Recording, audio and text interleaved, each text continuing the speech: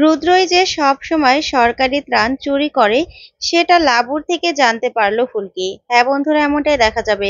তাই সম্পূর্ণ জানতে ভিডিওটিতে লাইক দেওয়া, চ্যানেলটি সাবস্ক্রাইব করে দেখতে থাকো। গল্পের শুরুতেই দেখা যাবে রুদ্রকে রোহিত বলতে থাকে, আচ্ছা রুদ্র, এই সব কিছু তো তোর আন্ডারে ছিল, তাহলে তুই তো বলেছিলি এই সবকিছু নিয়ে আসবি, সরকারি ত্রাণ তুই নিয়ে এখানে আসবি, তাহলে তাহলে সেটা কি করে চুরি হয়ে গেল? তখন রুদ্র বলতে থাকে, এত কিছু কি আমি খেয়াল রাখতে পারি বলতো? আমি একা মানুষ, কোন দিকে সামলাবো? সব দিকেই তো হাহাকার পড়ে গেছে, সব দিকে বন্যায় ক্ষতিগ্রস্ত হচ্ছে, তাহলে সব দায় কি একা আমার? তখন এই কথা শুনে অবাক হয়ে যায় ফুলকি আর রোহিত। তারপরে দেখা যাবে সব দিক সামলে রুদ্র বলতে থাকে, আচ্ছা, আমি এখন অন্য একটা এলাকায় যাব, সেই এলাকায় নাকি আরো ক্ষতিগ্রস্ত হচ্ছে মানুষজন, আর ওখানেও হাহাকার পড়ে গেছে, তাই আমাকে সেখানে যেতে হবে। তো একটা কাজ করি, আপনারা সবাই চলুন, মাস্টারমশাই চলুন, আপনাদেরকে বাড়িতে নামিয়ে দেই। এখানকার মানুষজন যা ক্ষেপে আছে, আমার গাড়ি করে আপনাদেরকে আমি নামিয়ে দিয়ে যাব।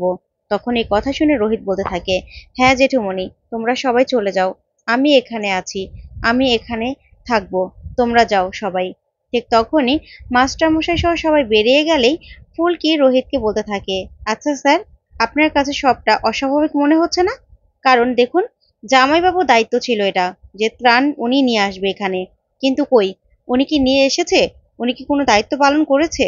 আমার তো মনে হচ্ছে না ওরকম কিছু করেছে উনি। তখন রোহিত বলতে থাকে, আচ্ছা ফুলকি, আমি বুঝতে পারছি, তুমি যেটা বলছো সেটা ঠিক, তবে এইগুলো নিয়ে তুমি একদম ভাববে না এখন। তুমি এখন বাড়িতে যাও তো, আমি এখন এদিকটাতেই থাকি, তুমি যাও, বাড়িতে যাও। তখনই ফুলকি মনে মনে ভাবতে থাকে, আমার কেন মনে হচ্ছে সবকিছুতে গন্ডগোল রয়েছে, না হলে ভবানীপুরের লোকজন সব মাল লুটপাট করে নিল, তাহলে সেই গাড়িগুলো কোথায়? না, আমাকে একবার সেই ভগবানপুরে যেতে গিয়েই তারপর দেখতে হবে। এই ভেবে ফুলকি ওখান থেকে বেরিয়ে চলে যায়। ওইদিকে দেখা যাবে লাবু রুদ্রর বাসায় মোমবাতি জ্বালাচ্ছিল। তখনই রিকি বলতে থাকে, আচ্ছা বৌদি, দাদা আমাকে যেতে বলেছে, দাদা তো একা সবকিছু সামলাতে পারছে না, তাই আমাকে দাদার সাথে সাহায্য করতে হবে, আরো অনেকেই তো দাদার সাথে কাজ করছে। তখন লাবু বলতে থাকে, হ্যাঁ, আমাকেই কেউ ডাকে না, না তোমার দাদা ডাকে, না আমার বাপের বাড়ির রায়চৌধুরী বাড়ির কেউ ডেকেছে, কারণ আমি তো কোনো কাজেই লাগি না। যা শুনে রিকি চমকে যায়। তারপর বলতে থাকে, না বৌদি, আসলে যেসব কাজ করতে হয় তুমি এগুলো পারবে না, আমি বরঞ্চ যাই, ঠিক আছে? এই বলে দরজা খুলতেই ফুলকিকে দেখে রিকি পুরো চমকে যায়। তখন রিকি বলতে থাকে, এ কি ফুলকি, তুমি এখানে? তখন ফুলকি বলে, হ্যাঁ, এদিকে এসেছিলাম এদিকের অবস্থা দেখতে, তাই ভাবলাম দিদির সাথে একটু দেখা করে যাই, আর দিদিও তো একটু কাজ টাজ করতে পারে, তাই ভাবলাম দিদিকে নিয়ে যাই কাজ করতে, এখানে একা থেকে কি করবে? ঠিক তখনই রিকি বলতে থাকে, দেখো ফুলকি, তুমি এসেছো ভালো, কিন্তু এমন কোনো কাজ আমার বৌদিকে দিয়ে করিও না যাতে দাদা আর বৌদির মধ্যে আবার কোনো ঝামেলা সৃষ্টি হয়, দাদা আবার কোনো কারণে বৌদির উপর রেগে যায়। যা শুনে ফুলকি পুরো চমকে যায়। তারপর রিকি ওখান থেকে বেরিয়ে চলে যায়। তারপর ফুলকি দেখা যাবে লাবুকে বলতে থাকে, আচ্ছা দিদি, তোমার সাথে একটু কথা বলতে এসেছিলাম আমি, তোমাকে একটু জরুরি কথা বলা ছিল। তখন লাবু বলতে থাকে, আচ্ছা ঠিক আছে, শুনবো তো তোমার কথা, আগে তুমি এই কাপড় চোপড়গুলো চেঞ্জ করে নাও, তারপরে আমি বরং চা করে নিয়ে আসছি, ঠিক আছে? এই বলে লাবু চা করতে চলে যায়। ওইদিকে ফুলকি ভাবতে থাকে, আচ্ছা, সত্যি কি ভগবানপুরের লোকজন সব মাল লুট করে নিল? তাহলে সে গাড়িগুলোই বা কোথায়? না, আচ্ছা ভম্বলদা তো ভগবানপুরে যায়, তাহলে ওকে একবার জিজ্ঞাসা করি আমার ফোনটা কোথায়। তখন ফোনটা নিয়ে ফুলকি জানালার পাশে গিয়ে ভম্বলকে ফোন করে, ভম্বলকে ফোন করে বলতে থাকে, আচ্ছা ভম্বল দাদা, অশোকনগরে সবকিছু ঠিক আছে তো? তখন এই কথা শুনে তখন ফুলকি বলতে থাকে, আচ্ছা ভগবানপুরে তুমি কি গিয়েছিলে? তুমি কি জানো সেখানে লুটপাট কি হয়েছে নাকি? তখন ভম্বল বলে, না এখানে কোনো লুটপাট হয়নি তো, কই আমি আরো দেখলাম ওখানেও তো সবাই সরকারি খাবারের জন্য অপেক্ষা করছে। তখন ফুলকি সবটা শুনে চমকে যায়। তারপর ফুলকি বলতে থাকে ফোনটা রেখে, যে আমি যেটা ভেবেছিলাম সেটাই ঠিক। এই ভেবে তখনই লাবু চা নিয়ে আসে আর বলতে থাকে, ফুলকি চাটা খাও। তখন ফুলকি বলে, দিদি, তোমাকে আমি কোনো কিছু না ভেবেই সরাসরি একটা কথা বলছি, তুমি কিন্তু রাগ করতে পারবে না, ঠিক আছে? তখন লাবু বলে, বলো।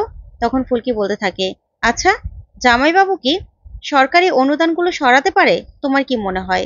তখন লাবু বলতে থাকে, কি বলছো ফুলকি, একথা কেন বলছো? তখন ফুলকি বলে, দেখো ওখানকার লোকজনও বলছিল যে জামাইবাবুই নাকি সরকারি জিনিসপত্র সবসময় সরিয়ে থাকে। আসলে সরকার থেকে ত্রাণ আসার কথা। অনেক কিছু আজকে ঘটে গেছে। ওখানকার লোকজন খুব ঝামেলা করেছে। জেঠুমনিকে কি কি না শুনতে হয়েছে। জেঠুমনির কপালটাও কেটে গেছে। ওখানে হাতাহাতি পর্যন্ত হয়ে গেছিল।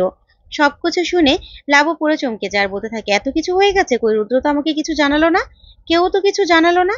আসলে আমার বাবা আমার কথা ভুলেই গেছে। তখন ফুলকি বলে, না দিদি, আসলে অনেক কিছু ঘটে গেছে। কি করব বলো? তাই বলছিলাম আর কি। ওখানকার লোকজন বলছিল সবসময় নাকি সরকারি জিনিসপত্রগুলো জামাইবাবু সরায়। আসলে যা ঘটে তার তো কিছু না কিছু তো, যা রটে তার তো কিছু না কিছু ঘটে বলো। এই কথাগুলো আবার রিকি সবটা শুনে ফেলে। তখন লাবু বলতে থাকে, দেখো এবারের কথা আমি জানি না, তবে প্রতিবারই আমি সরকারি জিনিসপত্র এ বাড়িতে দেখেছি। অবশ্য আমার ব্যবহারের জন্য রুদ্র সেই জিনিসপত্রগুলো আনে না, কিন্তু ওর লোকরা এখানে রেখে যায় আবার নিয়ে যায়। তাই বলছি, করলে করতেও পারে। তখনই ফুলকি বলতে থাকে, ব্যাস তোমার থেকে আমার এইটুকুই জানার ছিল, আর কিছুই জানার নেই। ওইদিকে রিকি সবটা শুনে মনে মনে বলতে থাকে, যা ভেবেছিলাম, এবার তো দেখছি দাদা ধরা পড়ে যাবে, যাই দাদাকে সবটা জানাতে হবে। এই বলে রিকি ওখান থেকে সরে যায়। তারপরেই ফুলকিকে জড়িয়ে ধরে লাবু আর বলতে থাকে, ফুলকি, তোমার যা করার তুমি করে নাও। এখন আমি আর ভয় পাই না, সত্যি আমি আর ভয় পাই না। আমি রুদ্রকে ভয় পাবো না, তুমি চিন্তা করো না। আমি যতটুকু জানার ততটুকু তো তোমাকে বলে দিয়েছি। তখন ফুলকি বলে, দেখো দিদি, অনেক কিছু ঘটে গেছে। এই বিপর্যয়ের সময়ও কি এই কাজগুলো করার কোনো দরকার ছিল? এই বিপর্যয়ের সময় মানুষ কত হাহাকারে আছে বলো তো। তখন লাবু এই কথাগুলো শুনে খুব কষ্ট পেতে থাকে। অন্যদিকে দেখা যাবে অংশু আসে। আসার পরেই রোহিত বলতে থাকে, অংশুদা, তুমি কিন্তু এখানে বসবে। আর ফুলকি, ফুলকি কোথায়? তখন তমাল পিয়াল বলে, ফুলকি তো দিদির কাছে গেছে। তখন রোহিত বলে, দেখেছো কাণ্ড, এমনিতেই নেটওয়ার্ক চলছে না, তার মধ্যে আবার ওখানে গেছে। তারপর দেখা যাবে অংশুকে বসতে বলেই পারমিতা দিয়ে চা নিয়ে আসে রোহিত। তখন পারমিতা অংশুকে দেখে পুরো রেগে যায় আর চাটা দিয়ে বলতে থাকে, ও অংশ এসেছে, সেটা আগে বললেই পারতে। তারপরেই বলতে থাকে, আচ্ছা এত কিছু ঘটে যাচ্ছে নবাবগঞ্জে, আর সরকারি ত্রাণও আসছে না, সেটা তো দেখার দায়িত্ব ওদেরই না? পুলিশ হয়ে কোনো দায়িত্ব কি পালন করতে পারছে না? তখন আরো রাগারাগি করলে অংশু মনে মনে বলতে থাকে, ইস, আমার উপরে সব রাগ, আর কারো উপর তো এরকম রাগ দেখায় না। তারপরে দেখা যাবে এ নিয়ে কথা বলতে থাকলেই সেখানে ফুলকি চলে আসে আর এসে বলে, দাদা ভাই, তুমি এসেছো? তখন বলতে থাকে, তোমাদের সাথে না আমার জরুরি কথা আছে, বুঝেছো? এই বলেই দরজাটা লাগাতে গেলে দেখতে পায় ঈশিতা দাঁড়িয়ে আছে। তখন ঈশিতাকে দেখে ফুলকি বলতে থাকে, এ কি চিংড়ি দিদি, তুমি এখানে? নিশ্চয়ই খুব ক্লান্ত হয়ে আছো। তখন পারু বলতে থাকে, এ কি ঈশিতা, চলে এসেছো? নিশ্চয়ই অনেক খাটাখাটনি হয়েছে।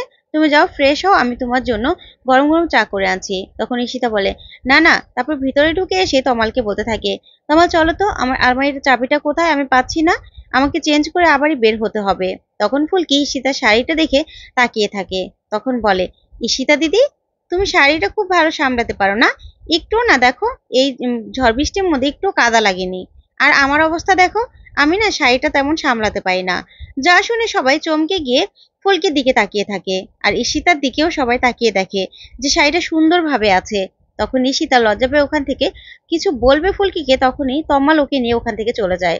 তখন পারমিতা হাসতে হাসতে বলতে থাকে, ফুলকি, আমি তো হাসি চেপেই রাখতে পারছিলাম না, এমন করো না তুমি। তখন অংশু বলে, সত্যি ফুলকিটা খুব দুষ্ট।